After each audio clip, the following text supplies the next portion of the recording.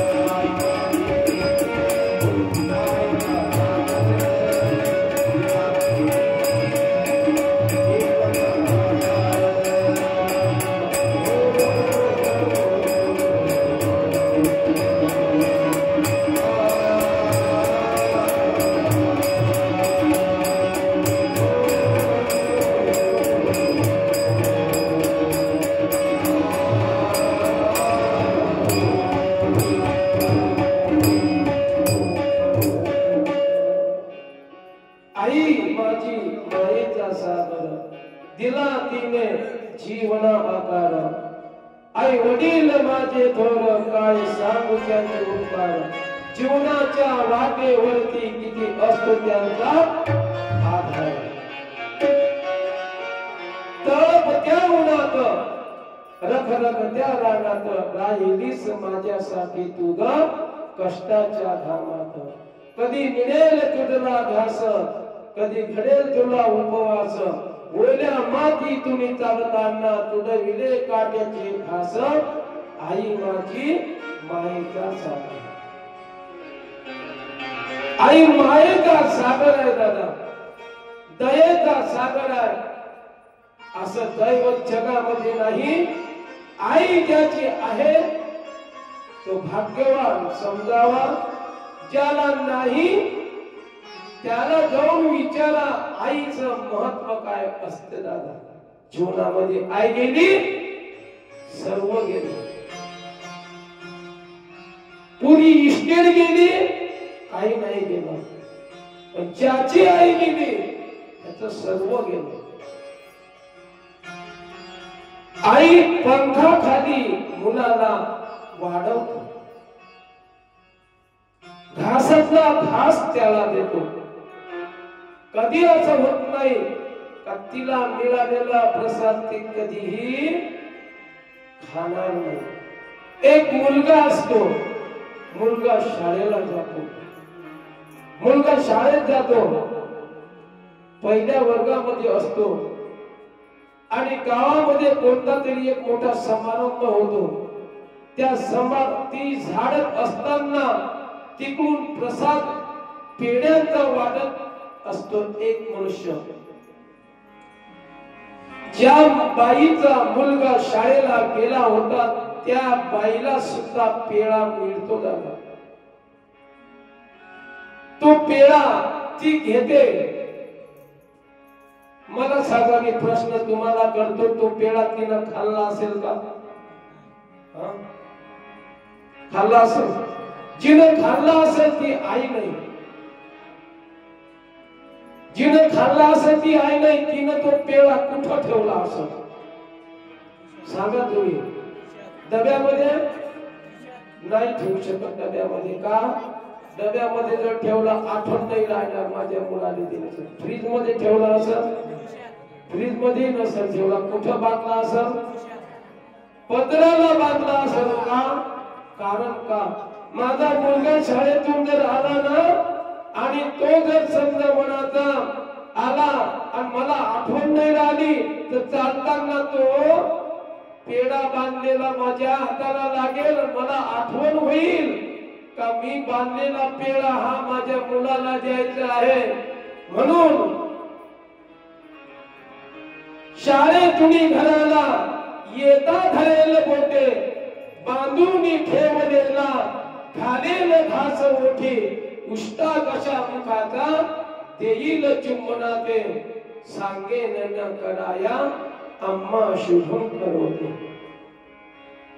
तो मुलगा शाळेतून घरी आला का तो पेढा तिला उष्टा कशा मुखाचा बांधून ठेवलेला घालेल घास ओठी आणि तो पेढा त्या मुलाच्या मुखामध्ये देईल दादा आणि त्यातला थोडासा आपण खाईल ती असते माय तिला माय म्हणतात तिला आई म्हणतात आई ही जगामध्ये वात्सल्य रूप तिच्याकडे आहे इतर कोणाकडे नाही आईची उपमा कोणालाच देता येणार नाही जे मुलांचं संगोपन करतात आई फक्त ज्ञानेश्वर माऊलीला समजलेला आहे कारण की ज्ञानेश्वरीच्या रूपानं तुमचं सर्वांचं संगोपन केलेलं आहे तिलाच आई म्हणण्याचा अधिकार आहे जी मुलांचं योग्य प्रकारे संगोपन करते आई अशी चीज आहे कधीही नाही का कधीही कसही मुलगा असो दारोड्या का असे ना अगं तुझा मुलगा दारू पिऊन पडला बाबा कोण जास्त पातळी असेल म्हणून पडला असेल. काय हृदय असतं हो आईचं. एवढं असताना तरी आपल्या मुलाचे दोष अपराध आपल्या पदरामध्ये घेणारी एकमेव फक्त व्यक्ती म्हणजे ती माय, ती आई आहे. छोटासा बाळ असतो, त्याचं नाव प्रल्हाद आहे. तो प्रल्हाद 5 वर्षाचा शाळेमध्ये जातो. आई दररोज डबा करते आणि शाळेला मुलगा जातो. 5 वाजता उठते, आई स्वयंपाक करते, शाळेला निघून जातो. करता करता करता करता काही दिवस निघून गेले.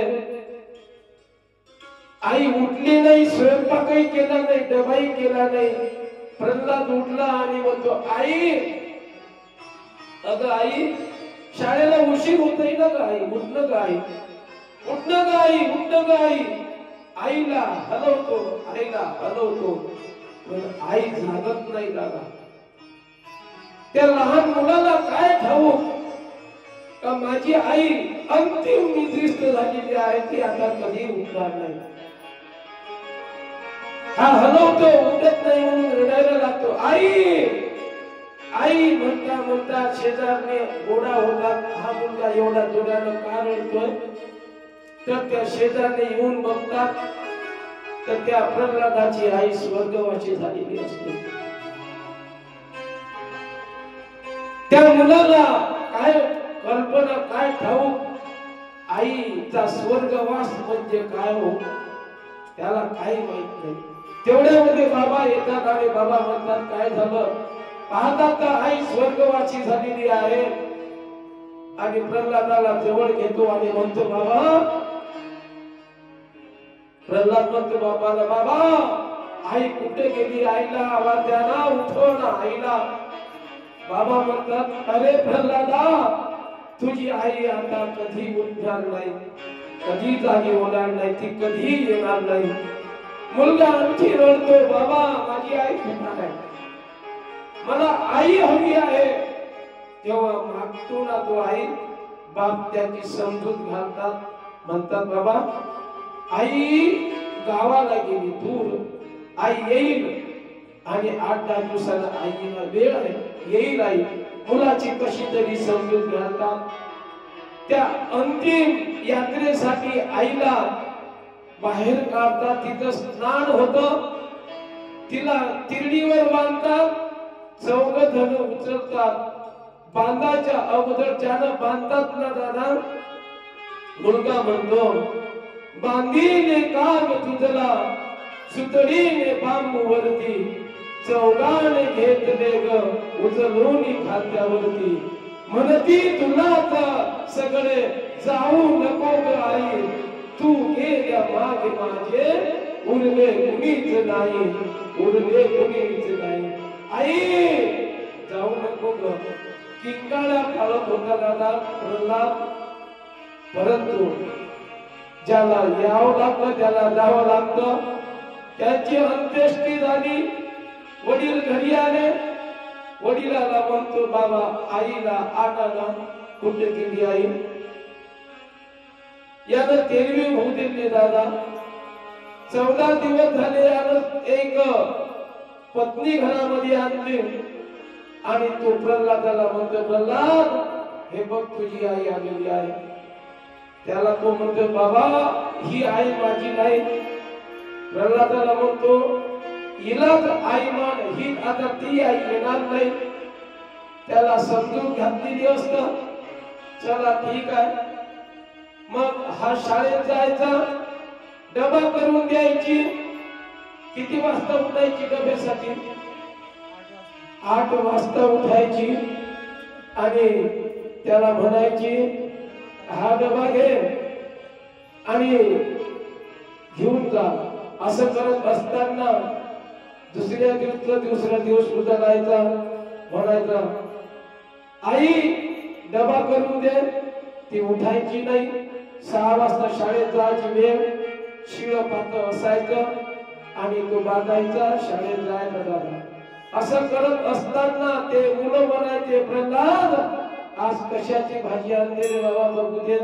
जेव्हा डबा सोडायचा असताना त्या भाजीचा विटलेला असा वास यायचा आणि तो प्रल्हाद त्या डब्याला बंद करायचा. असं करत असताना एक दिवसची गोष्ट आहे दादा. त्या मुलाला आई इस्त्री करायला लावतो. इस्त्री करत असताना तो म्हणतो, आई मला इस्त्री करता येत नाही का, मी कधी इस्त्री केली नाही. तो म्हणते, माझे हात खातोस आणि मला जाब देतोस, सरकार इस्त्री.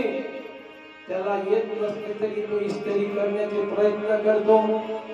त्याचा मित्र येतो, बाबा रे मी काल शाळेत आलो नाही, काय शिकवलं गुरुजींनी मला सांग. तेवढ्या त्याला वही देण्यासाठी जातो. इस्त्री त्या पातळावर तिच्या साडीवर ठेवतो. त्याला काय माहित जर काढली नाही तर काय होईल. तेवढ्यामध्ये ती इस्त्रीनं ती साडी जळून जातं. ते वास येत असताना ती आतमध्ये येतं. बघतो तर ती 5000 रुपयाची साडी त्याची जळून खाक होतं. अशामध्ये ती त्याला बेदम मारहाण करते. एवढं मारते आणि तो आईला म्हणतो, आई आई अगं आई किती सोसू मी आता, नाही का. एक दिवस बाबा म्हणतात, का रे बाबा प्रल्हादा, ह्या आईमध्ये आणि त्या आईमध्ये काय फरक आहे रे बाबा. प्रल्हाद म्हणतो, बाबा पहिली आई खोटी बोलायची आणि ही जी आई आहे हे खरी बोलतो. असं का म्हणतोस रे बाबा. हो बाबा, जे सत्य आहे ते सत्य आहे. पहिली आई म्हणायची, खोटी बोलायची. हे मी जर पहिली खोडखोडपणे केलं तर आई म्हणायची, हे प्रल्हादा जा, आज तुला मी भाकरच देत नाही, जेवायला देत नाही. पण स्वयंपाक करायची, एक घास त्याच्या मुखात टाकायची. आणि ही आई अशी आहे बाबा, हे आई खरी बोलते. हे प्रल्हादा तुला मी जेवायला देत नाही. बाबा 2-2 दिवस उपाशी असतो, 2-2 दिवस खायला देत नाही. म्हणून हा फरक पहिल्या आईमध्ये आणि या आईमध्ये आहे दादा. त्याची आई गेली, त्याला त्या आईची किंमत विचारला काय. ज्याला आहे दादा आई, त्याला त्या आईची किंमत नाही हो. ज्याला आई नाही त्याला तो विचारा आईची किंमत काय का. ज्याला आहे त्याची किंमत त्याला नाही. म्हणून ज्यांना जिथपर्यंत आवाज जात असेल त्यांना एक विनंती आहे, माय बापी केवळ काशी केले, माय बाप केवळ काशी, माय बाप केवळ काशी, माय बाप केवळ काशी, माय बाप केवळ काशी.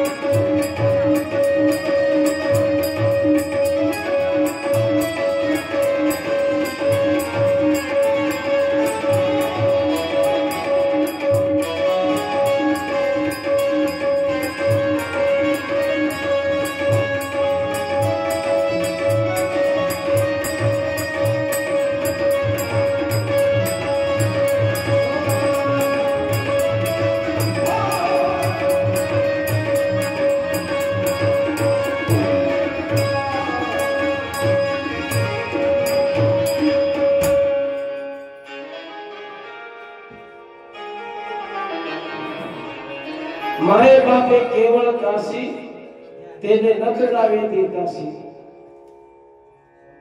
तीर्थाला नाही गेलं दादा चालेल ज्याचे आई वडील वृद्ध झाले असतील त्यांनी जर त्यांची सेवा केली ना 33 कोटी देवांना त्या चरणामध्ये आहे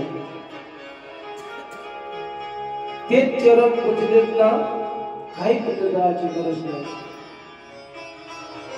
33 कोटी देवांना पुजलेत आईचे वडिलाचे पाय पुजले नाहीत सेवा शून्य आहे पुण्य शून्य आहे आणि आईचे पाय पुजले 33 कोटी देवांगण पूजनाची आवश्यकता नाही ते सर्वचे सर्व तीर्थ एकाच पायात आहेत ते आहे आई वडिलांचे पाय या आम्ही अभागी आहोत आमचे आई वडील गेले आम्हाला आमच्या आई वडिलांची सेवा करायला नाही मिळाली आम्ही पांगळे झालो मी तुझ्यासाठी जीवन जाळले रे बाळा तुने नाही पाणी काढले तुझ्यासाठी जीवन जाळले नाही पाणी काढले तुझ्यासाठी जीवन जाळले रे बाळा तुने नाही पाणी काढले तुझ्यासाठी जीवन जाळले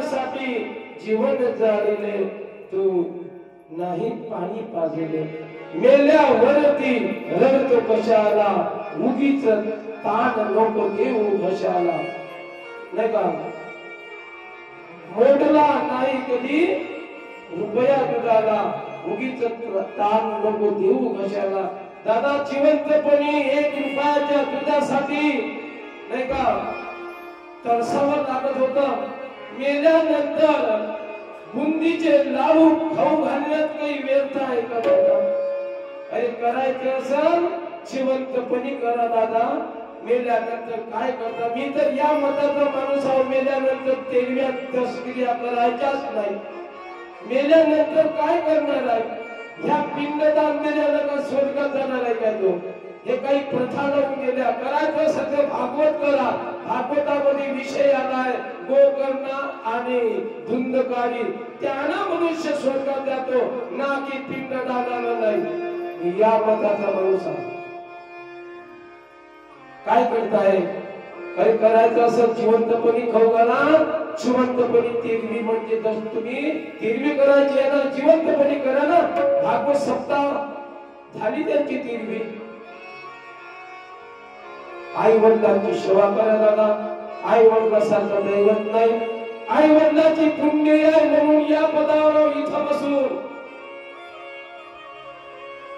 वडील आमचे एकदम म्हातारे असताना डोळ्याला दिसत नव्हतं त्या वडिलांचे भरलेले धोत्र धुणारा तो त्या समोर बसून आहे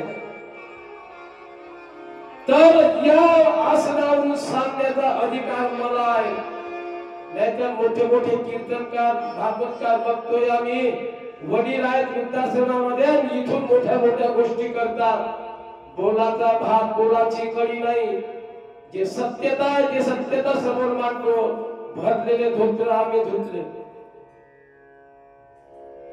खोटं सत्य विचारा पत्नी सोबत आहे माझ्या अरे करणारा बरोबर बरोबर करते करायचं नसत काही नाही आणि म्हणून तुम्हाला जिथपर्यंत आवाज जात असेल आई वडिलांची दशा करू नका तसंच तुम्हाला मी सकाळच्या सत्रामध्ये बोललो जे पेराल ते उगवेल मग पश्चातापाशिवाय काही नाही एक दिवस काय झालं माहित आहे का हे दोन अधिकारी होते, पती आणि पत्नी.